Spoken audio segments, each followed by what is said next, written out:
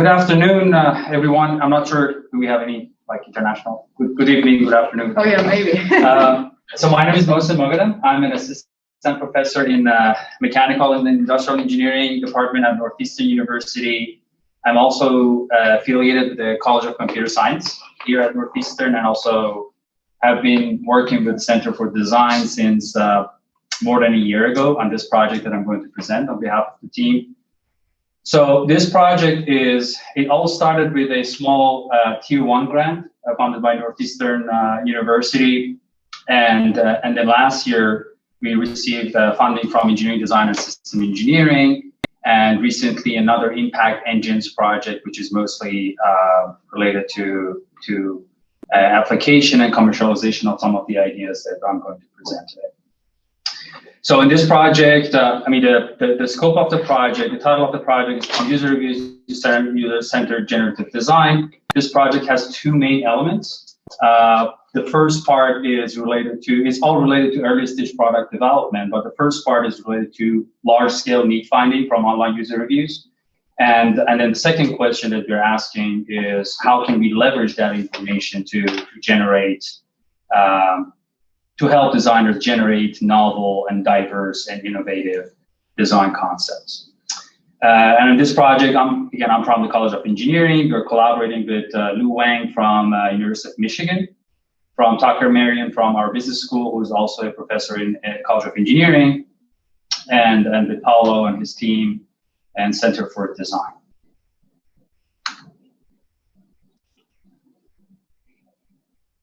Oops, that was my last slide, actually. Okay, so as I mentioned, the vision of this project is to, it's related to like a general scope of design automation. The focus of this project, the theme of this project is using technology, specifically AI technologies, to augment designer decisions. And by designers here, we mean specifically product designers in early stage product development. And as I mentioned, the project is broken down into two major tasks. The first one being large-scale need finding, and the second one being concept generation and evaluation. So the first one, the motivation for the first one is that right now companies, for example, in this project, we're working very closely with the Puma. And in these companies, like right now, need finding, understanding the user needs and the user and the market in general is mostly done through surveys and focus group studies, and which are like inherently limited. You can like only analyze your own products, and also the studies are usually performed in a more structured way and like with a smaller population of customers or potential customers or lead users. And so that's the main sort of like limitation. And at the same time, there's with the growing use of product reviews by users. I mean, there's a new opportunity to leverage that information to better understand what user want or doesn't want, or what users need on a large scale. So that's the first part of the project. And the second part is that, assuming that we have sort of collected this information, I mean, that the first part could be used by itself as a standalone capability for designers to learn more about the customers. But the second question that you're asking is that, like, given that information, how can we leverage that to help designers generate new concepts automatically, to help like generate new concepts automatically for designers that are sort of like informed by this information that we've extracted from customer reviews. So I'm going to talk about these two main tasks briefly, and what we've done so far, and where we are and where we're headed. And feel free to stop me if you have any questions. I cannot see the chat, but Steph, you can keep the questions. So the first question that we're asking, as I mentioned, is that we have a rich source of user data, which is basically customer reviews. In this case, the case study is specifically, I mean, that you're working on is footwear, but it's not necessarily related to footwear. Products could be any product, as long as you have those hundreds of thousands of customer reviews, large number of customer reviews, you should be able to apply most of these methods and concepts that you're discussing here. So the question that we're asking is that, given those hundreds of thousands of reviews, how can we take that and turn it into some meaningful information about user needs? And that is done at different levels, like explicit needs, from explicit need all the way to the needs that are not obvious. And ideally, like eventually, that's the ultimate goal of this project, is to extract the latent needs of users, the needs that they're not aware of, and what could be potentially sort of like implied somewhere in those reviews and those feedback comments that they have provided online. And a good example of a latent need for those of you who are not familiar with it is a smartphone, for example. Before smartphones, we really didn't think that we would need something that would like allow us to check our emails and send message and you know what. So and the techniques that we're using in these projects, in this part of the project, are basically natural language processing, some of the natural language processing and inference algorithms for need finding.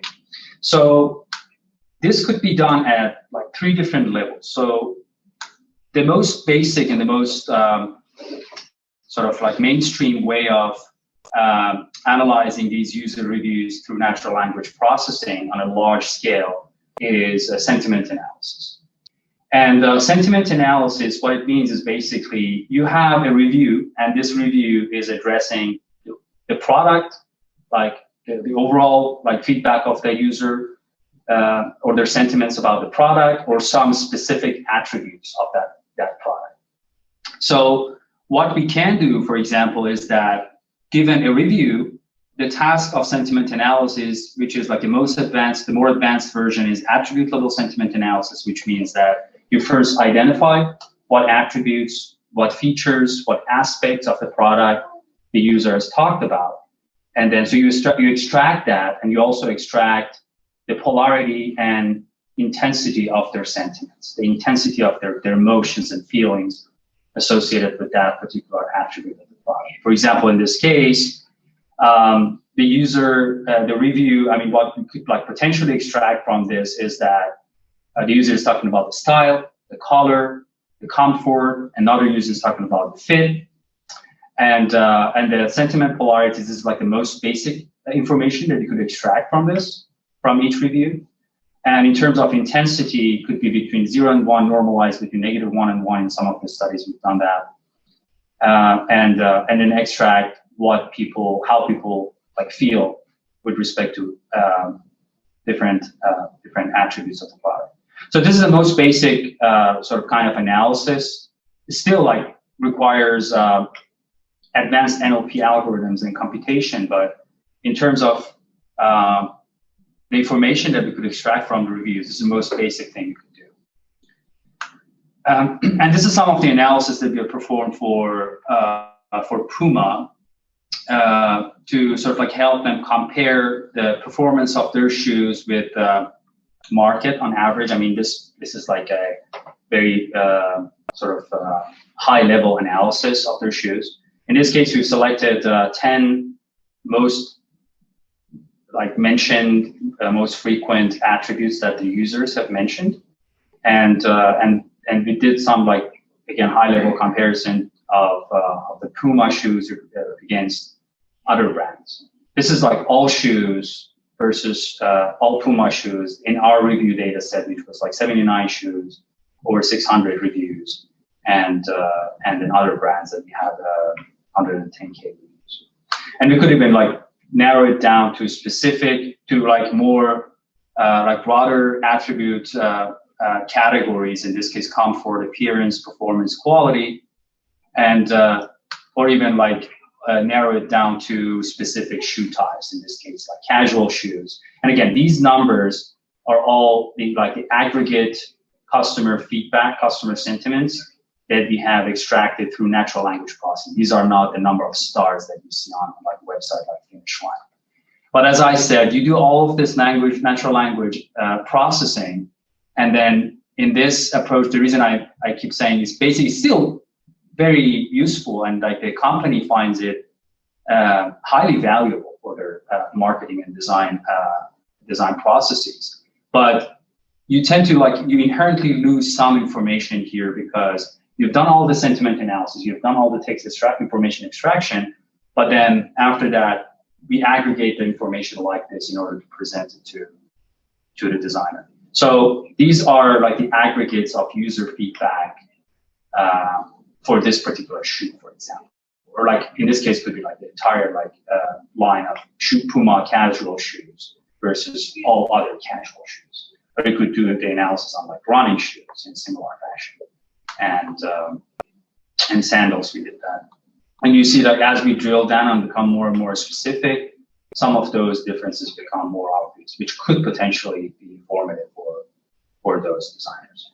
So this is some of the analysis, and I'm happy to share the papers, the publications that came out of these works. But this is the most sort of like the baseline fundamental way of doing user review analysis through sentiment analysis. Another study that we did was that the question we asked was that, okay, I mean, again, like in terms of the utility of that output for a designer, that's a different question.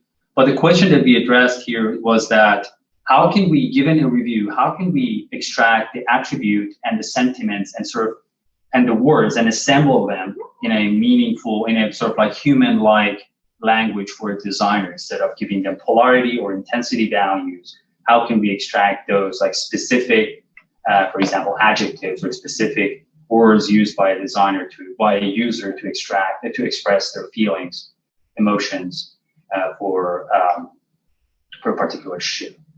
So in this case, we used, and all of these natural language processing algorithms are based on pre-trained language models. Again, I'm not sure like the audience how familiar they are with natural language processing, but these are pretty large models that have been deep learning models that have been trained on the entire English Wikipedia and books.com. And what they do is basically they understand context in language.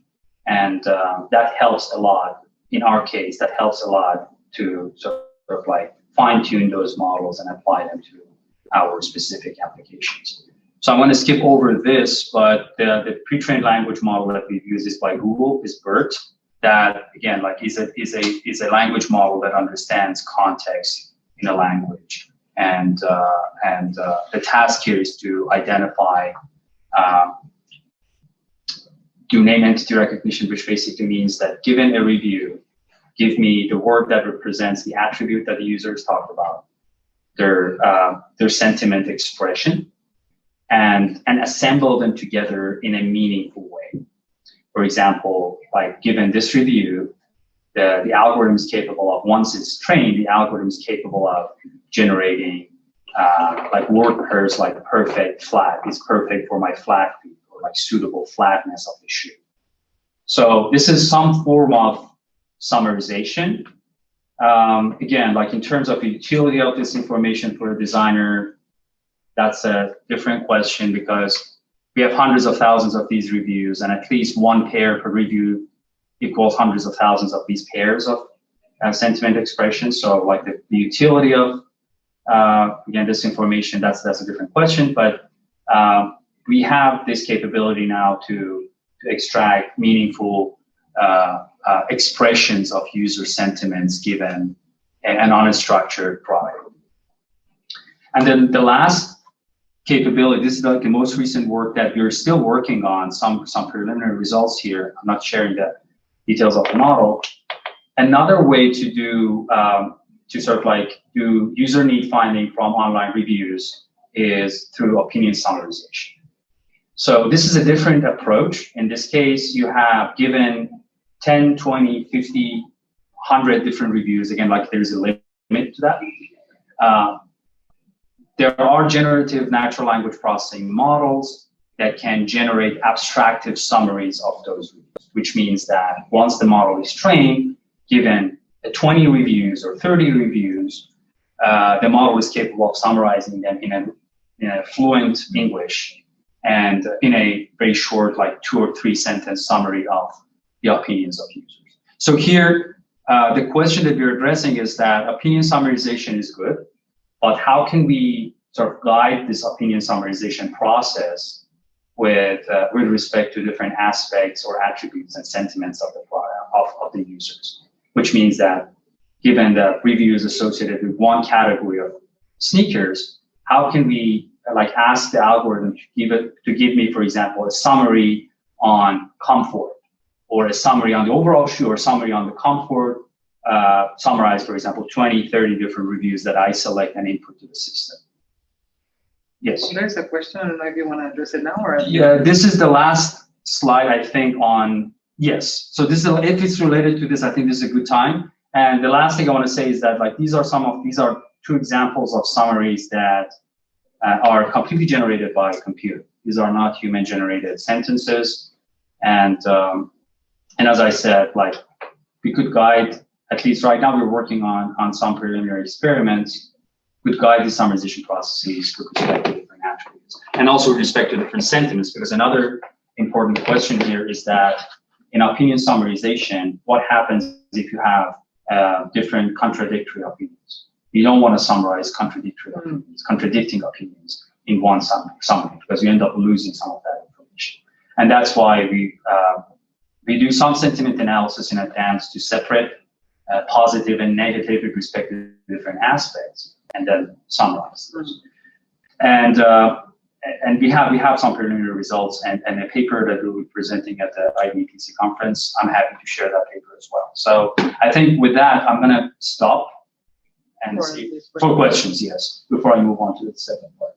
So Karen, she asks, in your opinion, how many user reviews are helpful to have before it becomes unhelpful, if it makes sense? For summarization? She texted right when you were talking about this, so I think so. But Karen, if you're there, if you're asking about summarization or in general?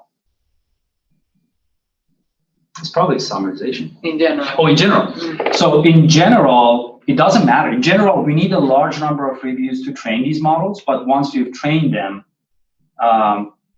there you have basically you can like assume that this language model in this case is, you can assume that this is a black box. That once I've trained this, these are all neural networks that need to be trained with lots and lots of samples, which means that, for example, we have some annotated data. So using those annotations, you have some samples and you have some labels. So you train this neural network, this deep architecture, deep neural network to, based on those samples, those very large number of samples. But once you've trained and tested and validated the model, then the model could be treated as a black box. That I have this black box here. Given every single review, it gives you something. So in this case, and it really depends on how we structure it. So given a customer review like this, once I've trained it, it gives me this pair.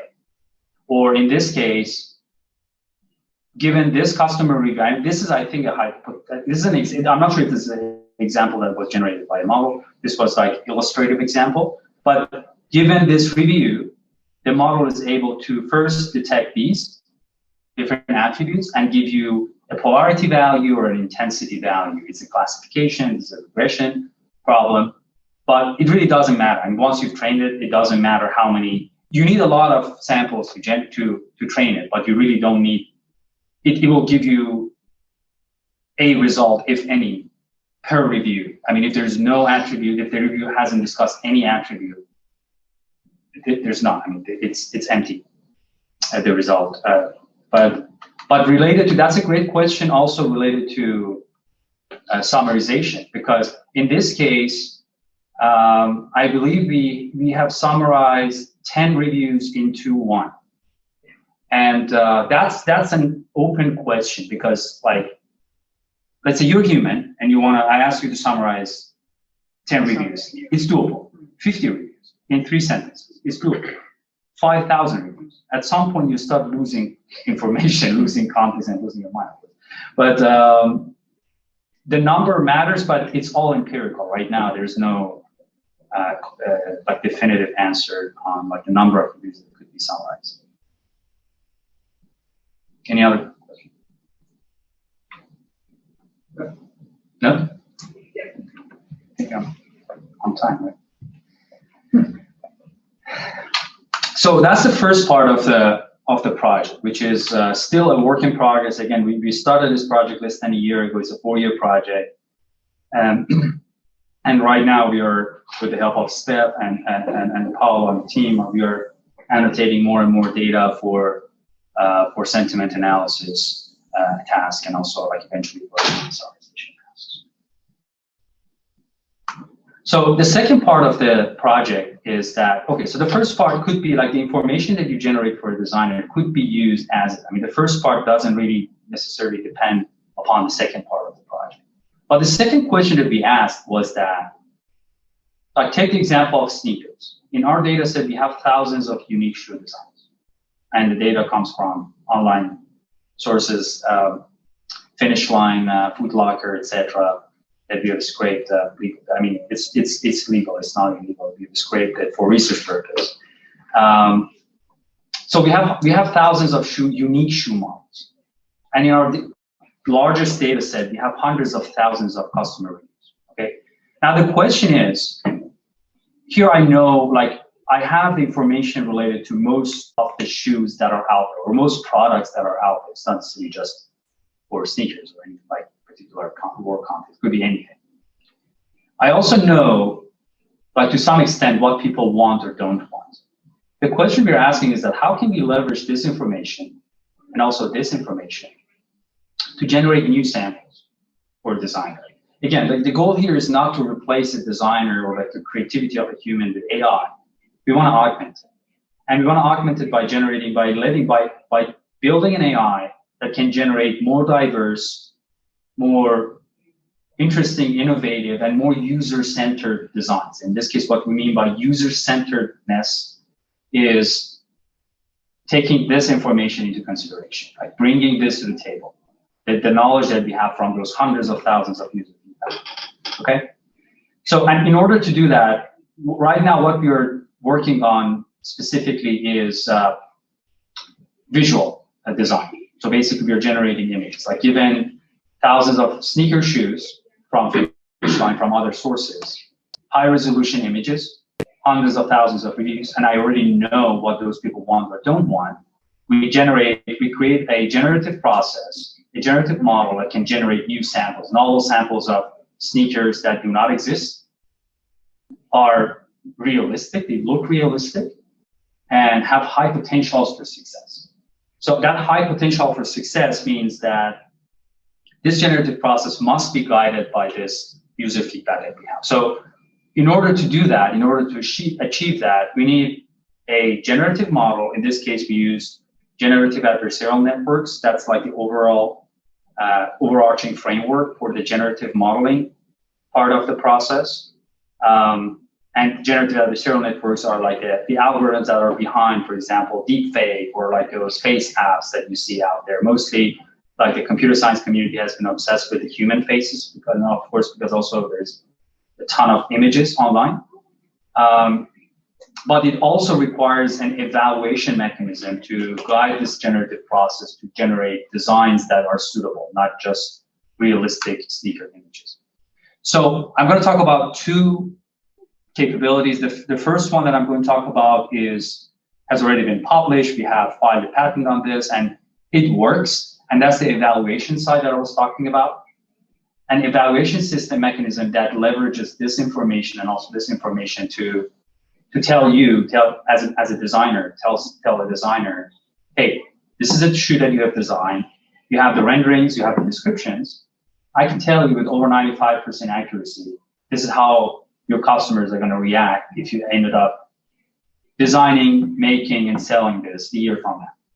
So that's again, this model can be used as a standalone capability, or could be used as a part of that generative process to guide the generative design process.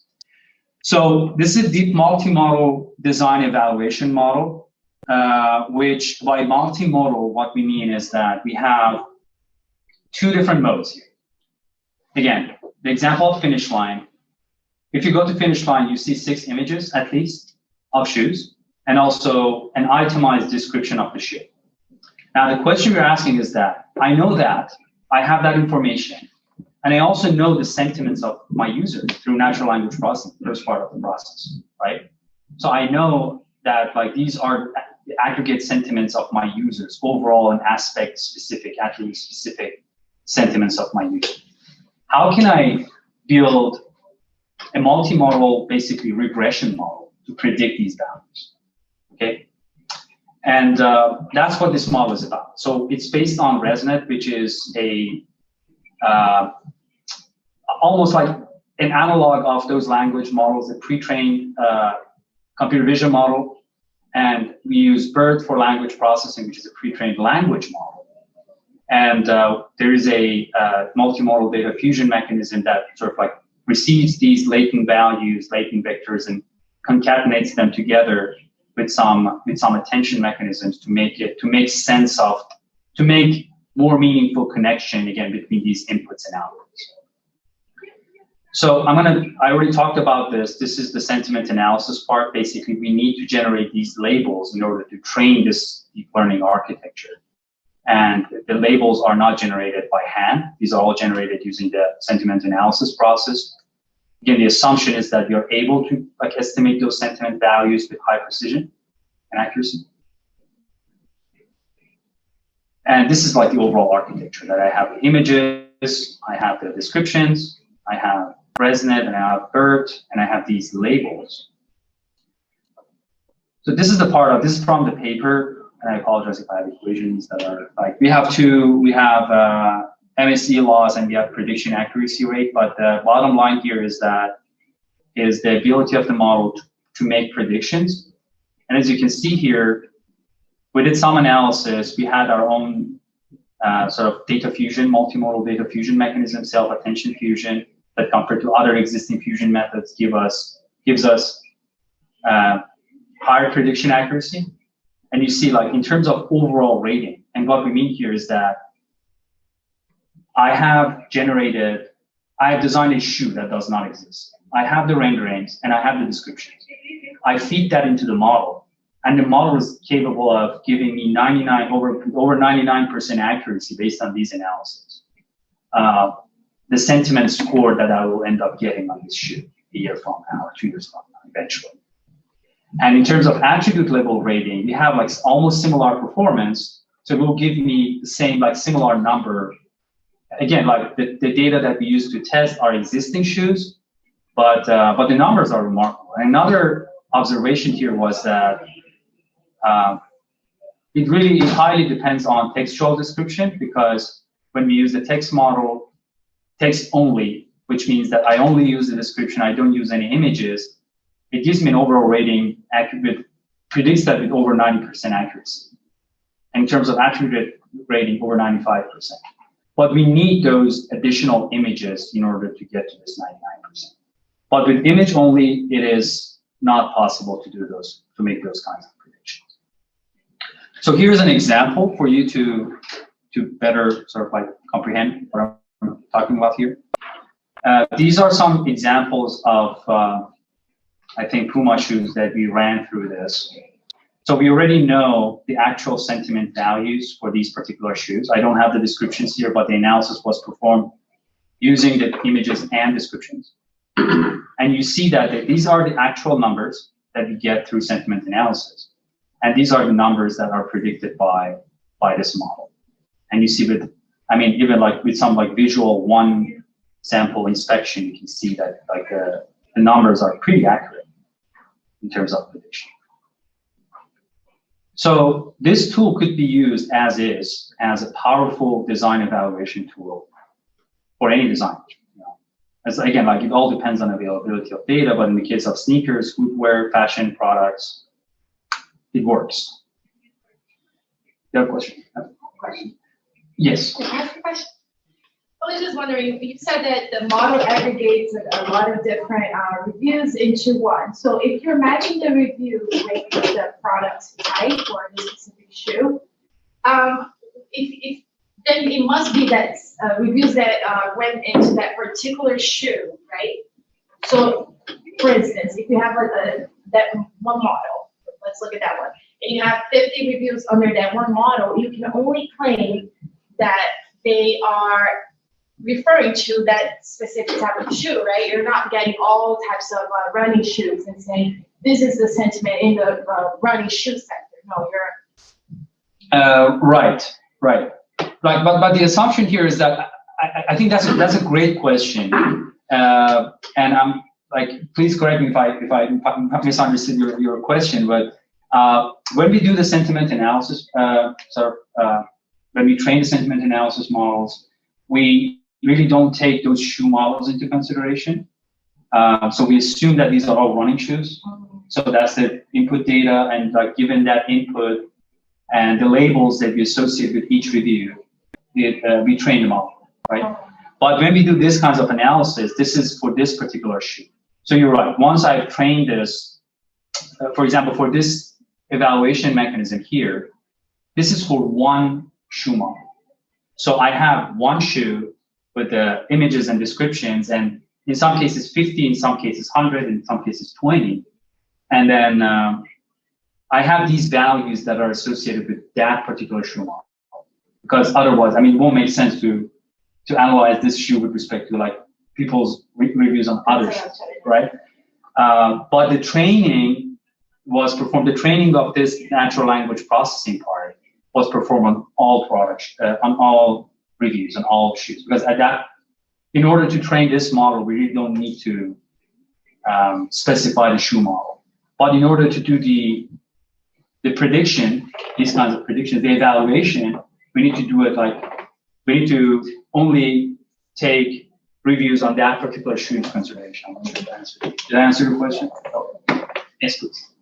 Yeah, I had a somewhat similar question, but it was about the operationalization of like future design success or these suggestions. So it seems that the ones you're suggesting are based on whether they meet the aggregate user needs, right? In the training data. So all the measures are aggregates. All the measures are aggregates. So like these are aggregates of, let's say 50 reviews were written on this, and out of those 40 were useful. These are the aggregates of opinions of 40 people. Yeah, so, but my question was then that I guess a company like Puma would want to design shoes that cater for different audiences, right? So I would expect that design goal instead of designing, the shoes for the aggregate. So you would have little subgroupings that want especially flashy colors. Right. So I wonder if you still have the IDs of the people doing the reviews and some sort of network clustering in the back, or to do that. That's again, like for training, it doesn't matter. But once you've trained it, you really want to sort of like aggregate. You really want to guide that aggregation process with respect to different user populations. Or the good thing is that Puma has some proprietary data. They mentioned that we haven't seen it, so they have. And the thing is, they have different retail branches, and Tucker can comment on that with Paolo when he's on the call. They have different branches of retail. And for example, Finish Line and Foot Locker, they're two different user population, customer populations. Once we've trained these models, we could just like focus on Foot Locker reviews or focus on Amazon reviews. So, again, these are all proof of concept, but unfortunately, we don't have that data. Big corporations, I mean, for example, Finish Line itself might have that information because when you make a purchase on Finish Line, you create a profile. Yeah. So they already know how old you are, for example. Yeah. Or I don't know, maybe, or some metadata related to this, but unfortunately we don't have that.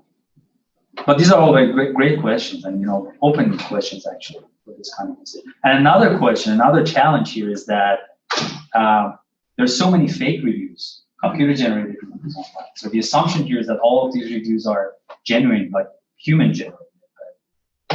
That's not necessarily the case. Yes, sir. There is a question from the chat. Rachel, thank you. What processes do you use to reduce potential bias? How do you determine that the training data is diverse? How important is it to determine if the sentiment is truly negative or positive? Many questions within one. Can you repeat the first part? So the first one is, what processes do you use to reduce potential bias? Potential bias in the reviews, I'm assuming, Rachel, and how in the training data. So reviews. We haven't really thought about these potential biases, or like second part is diverse. Yeah. We do that by just like some heuristic ways of, for example, randomly sampling from different brands, different models. But there's no formal mechanism behind that. But right now, what we're doing with the ACOS process, I mean, we are taking some of those questions into consideration. But and in terms of if a sentiment is truly negative or positive, again, it's what these models do is that it's prediction. It's not. I mean, you predict a value based on the positive or negative sort of like weight of the words in that sentence, or if you identify that sentiment expression, something that resembles like, or if you have a sentiment lexicon, for example, there are ways to quantify the positivity or negativity of that expression. But again, these are all predictions, and they're not necessarily certain. But it's important to do that because we want to, I mean, some people don't do that. Like most studies, they just do sentiment polarity classification. This customer was positive or negative, but I mean, sentiment intensity, I mean, would allow us to like say, okay, how positive or how negative, but these are all predictions. Rachel, I'm not sure if I answered your question, but let me know if you have any follow-up questions of each other. Yes. I think this. Are you gonna train the model into other languages or not? We haven't really thought. Again, it depends on availability of data, and also, as I said, in terms of natural language processing, it's based on pre-trained language models like BERT, and now Google has released a new one, T5, which is based on transformers. But again, they're getting better and better at basically understanding. These are not just used for sentiment analysis, they're used for question answering, they're used for generative text, for example. In this case, the example that I showed you, this is remarkable. I mean, these are all generated by a computer. None of this was edited by a human. And you see it's a fluent English. But the problem is these language models are mostly trained in English. And we cannot pre-train, because like this is created by Google. And they have infinite compute power and data. You know, we don't have that. But they're doing some work, I think, in some more other prominent languages, like I think Spanish and French. So that could potentially be. A follow-up question on that. Yes. Is it able to detect, oh, this is in English, so spit it out, let's just pick the ones that are English? Can you say again? Is it able to detect what is in English, then it just leaves it out, and then the ones that are English, you'll process? What isn't English? There could be reviews in another language, even if it's in like a US page, right? So if you were to run this, I was just wondering. That's a good question. I don't know the answer to that, to be honest. No worries, I'm just curious. Yeah, that's a good question actually. Like if someone writes something in like Spanish and English and Spanish and English. Or is it going to? I haven't seen any discussion on that, but yeah, I think that's because you need to have an assumption in advance that okay, this is in English, this is in Spanish, and each of these words, the way these NLP models work in general is through word embedding, which means that again you use some language model like BERT to like given this sequence, this is a sequence. Given this sequence of words, it turns each of those like the main words into a vector. So you have a vector representation of words, and the distance between those vectors represents like how synonymous, how different those words are in a very high dimensional space. Okay, so but if you have English and Spanish or English and something that is not readable, I'm not sure how those embedding processes would work. It would probably give you some. I don't want to give you any like definitive answer, but that's a good question. So. In the interest of time, let's move on. But these are all great questions, and I will get back to you on that. So the second part is that now that we have this evaluation mechanism that would help us sort of like do the prediction, how can we generate? And this is a part of the project that we just started, and we have some preliminary results here. But the generative process, just a little bit on the generative process. The generative process is based on a pretty new discovery a pretty new innovation is not discovered in deep learning, in generative modeling in general, called generative adversarial networks. It was introduced in 2013-14. I mean, generative modeling is not new, but this architecture was pretty transformative. And this is the original paper that released this, that published this idea. So the idea here is that you have a generative process, and the generative process in this case, you have basically two neural networks. One of them is called the discriminator. One of them is called the generator. So the generator is think about the generator as an art forger, and the discriminator as an inspector. So the job of the inspector is to differentiate real from fake. Like, this is a fake painting, this is a real painting. The job of the generator is to learn from that process and try to fool the discriminator by generating samples that are more and more realistic. So the discriminator is basically a classifier. It classifies, you give it an image, it tells, okay, no, it's real or it's fake. And the generator is a generative model that takes a random noise vector and turns it into an image.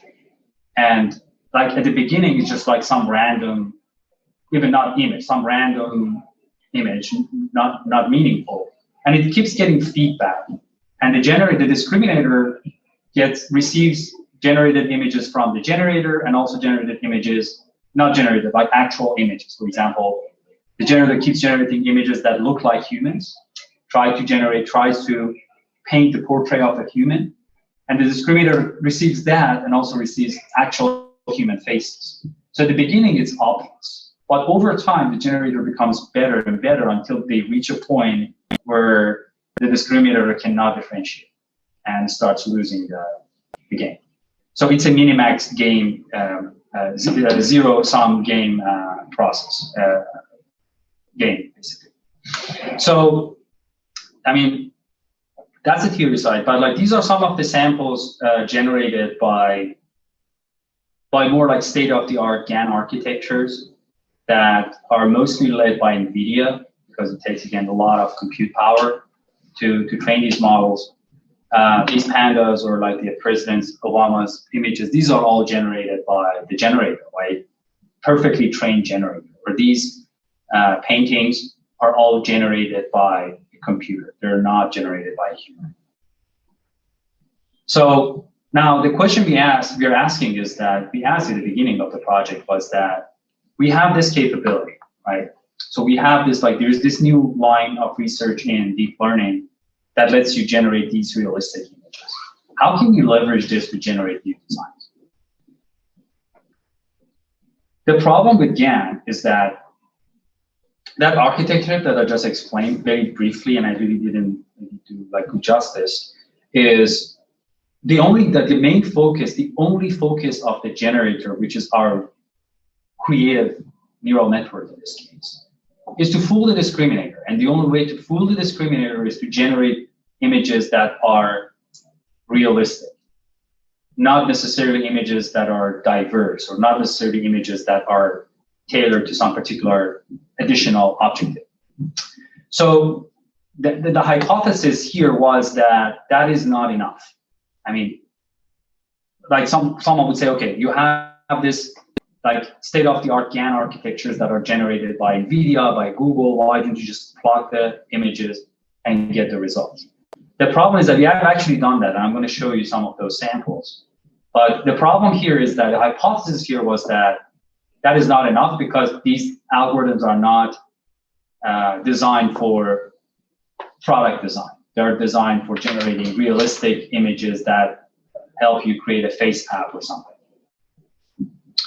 I'm going to skip over this Stallion architecture. I really don't want to talk about the details of that. I'm happy to share that if someone wants to talk about it. But like the overall idea here is that this is a revised, the state-of-the-art GAN architecture that helps you address some of the limitations of existing GANs in terms of generating diapers, in terms of like having control over what GAN generates.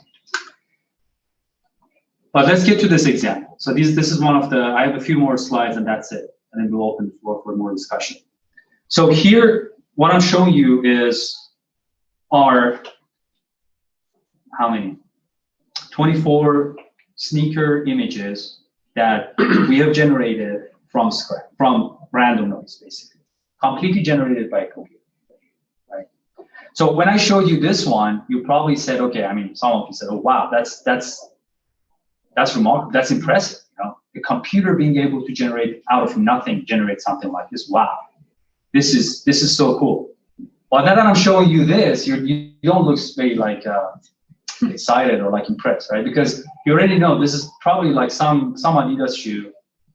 This is an Asics shoe. This is some weird Nike. We have some innovation here, some innovative weird design, but most of them look familiar. So I mean, when someone shows you, there's this website I keep mentioning because it's cool. Like this person does not exist.com. I mean, when you go to that website, have you seen it? Yeah. Yeah, that person does not exist, but that image that you see there is probably very similar to someone who exists already, right? But this here it becomes more obvious because we all know Nike and Adidas and Asics and New Balance. So this is the limitation with some results. We actually ran some experiments to see what we could generate. I mean, it's impressive because you could generate images that are high resolution, but not necessarily innovative, not necessarily something novel. Okay. There are some ways to introduce novelty, and again, that comes from style GAN, which is through style mixing, which is very similar to the idea of evolutionary computation, genetic algorithms. That is, genetic algorithms in evolutionary computation, you have two parents, you mix those two parents, you get two offsprings. Like the idea that is behind traditional generative design, that you have, where you mix in like experiment until you sort of like converge, like move towards something with higher fitness value. So this is the idea here, that you have two vectors. Each of these vectors corresponds to one shoe. So those are the vectors. For each shoe, you have a random noise vector that represents each of these shoes. Now, if you do some simple crossover here, that's called style mixing. You basically generate a shoe that is a mixture of this shoe and this shoe. So this column in the top row are the shoes that are generated, and these are the offsprings of these shoes. And as you move down the list, you go from more coarse features like shape to more finer features like color. So it inherits more finer features from this. This one inherits more coarser features from this. Like it looks more like this, but the color or some of them don't really do like good combination. But anyways, these are some different examples of shoes generated with different ways of combining these two latent vectors through style mixing. Like this one, for example. Yeah, some of them look novel to some extent, but not necessarily. So this is the final slide that I have. So the idea here this is one of the biggest ambitious goals of this project. I mean, considering the scope of the project, of course, is to combine what I presented earlier, which is like that deep multi-modal design evaluation mechanism that helps you predict with high accuracy how people will react or evaluate your shoe.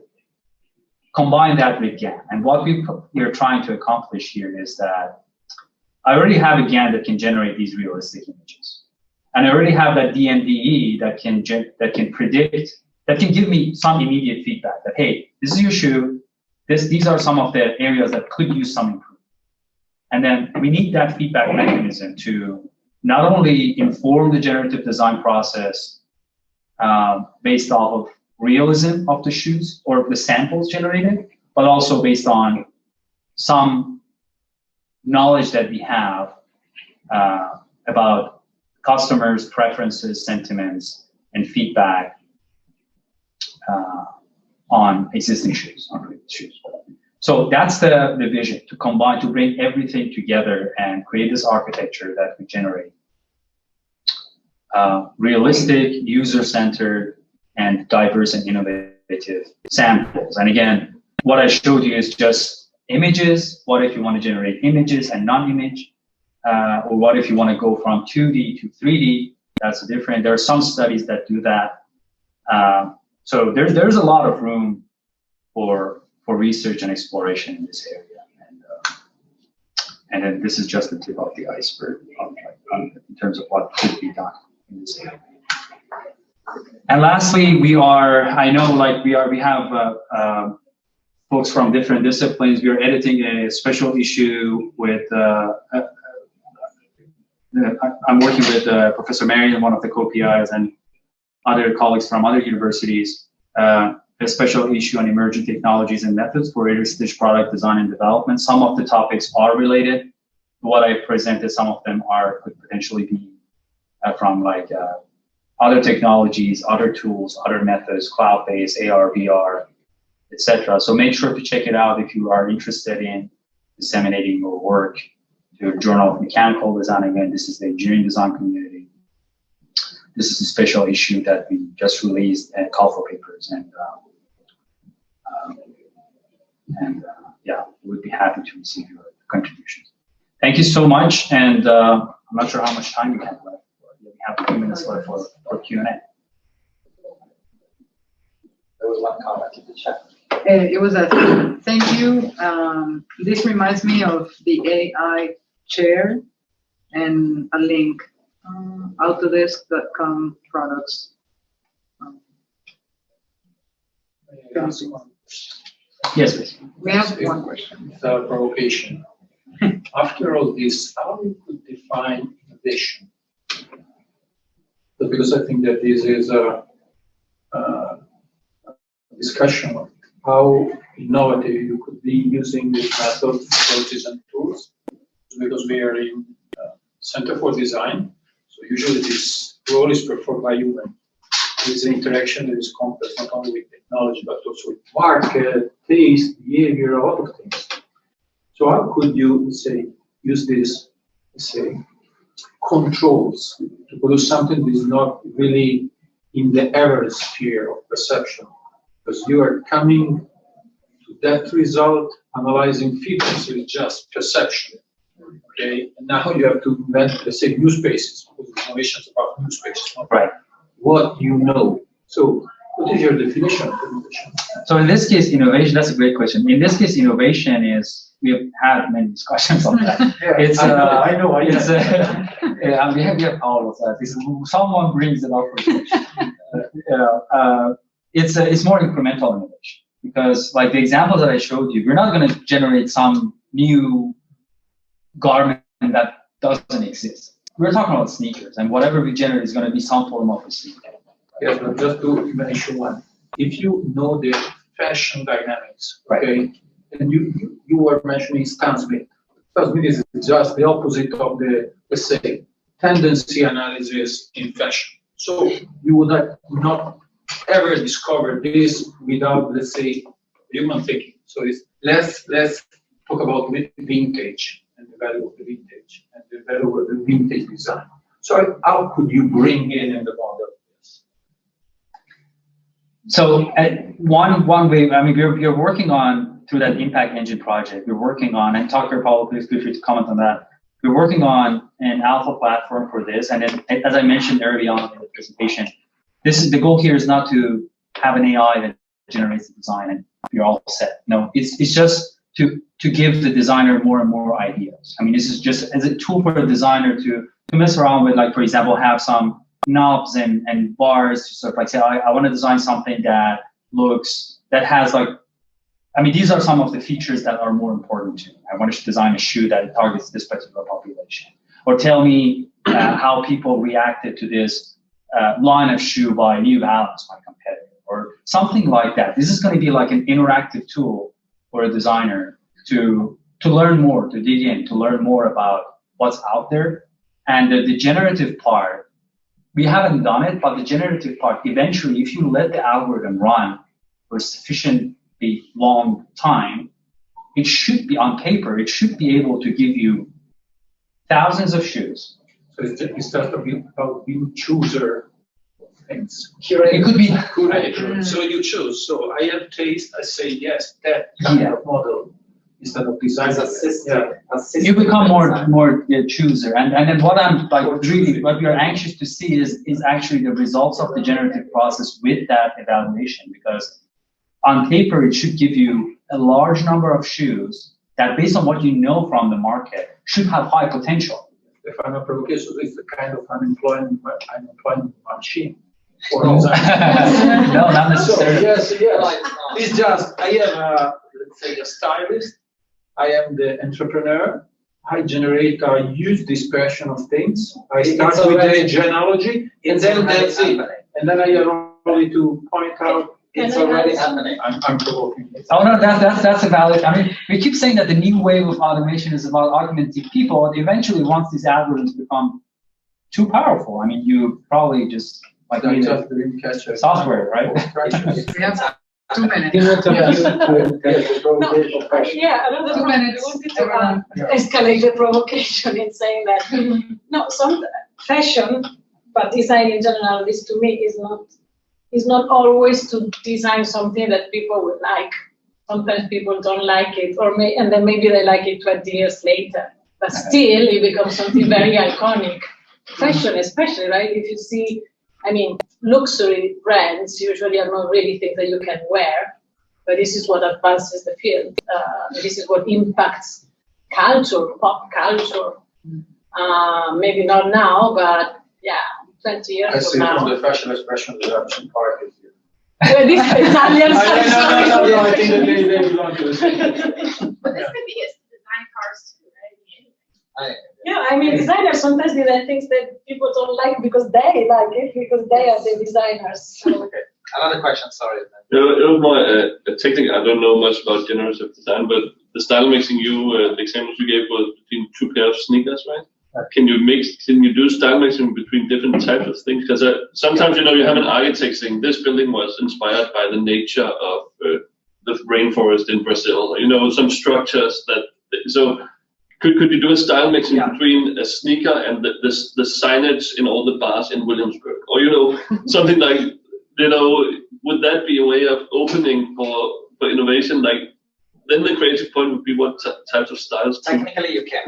I mean, I saw an example of a tool for furniture that was mixing different typologies of products, different categories of products. So you had it's a latent space that you navigate. So you had a chair, a table, and then a sofa, and then you have a kind of a weird new category of object. Yeah. It's a kind of a mix of 3 different types of products. You can have nature as one of the things. But the thing is, like the important, and that's why that design evaluation mechanism that I presented, I think, is the most important component in this whole presentation that I gave in this whole project, because you could generate. You still need some way to evaluate those mixes. I mean, when you mix stuff, and we're talking about millions of samples. When you mix them, you cannot manually. You need a tool to see how good that sample is. Yeah. And in order to do that, I mean, in generative design, some people use generate 3D models of. There's a paper on 3D models of aircraft. Generate some novel design of an aircraft. They use a simulator to run that model through the simulator to see how aerodynamic that design is. But you don't have that luxury in every case. Like it really depends on.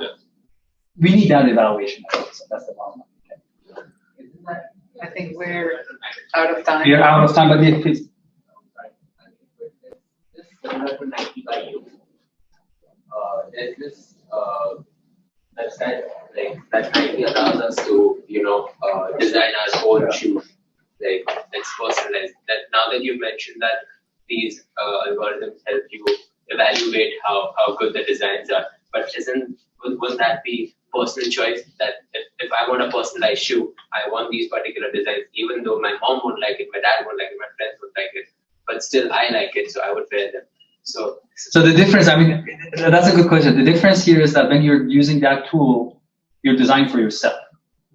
But here we're talking about a designer who's designing for some other people who are not, I mean, Market, yeah. for the market. So, That's one extreme.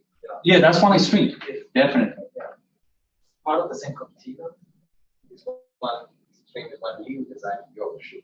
Yes. Then we move along that. It's part of the discourse. May I provoke more? Because I think that the example that you mentioned is about mass customization. So it's a limited space. We could not really go beyond incremental innovation. Okay, it's different. Because you have a limited space that are the variables that are mixed in the thing that you could produce really. So the problem is the analogic work, not just, let's say, the computation work. So you could not, let's say, escape from that limitation because it's limited. You could not produce this. So there's a limit in this, in the productability of things, because real work counts. Right. Okay, so it's not just so easy. So the model that you could see over there could cost like 1,000 euro, or sorry, dollars. That. Okay. I'm sorry, we have to move on to our next presentation, but that was really exciting. And I'm glad that this chat was Thank you. Thank you. Thank you. Thank you. Thank you.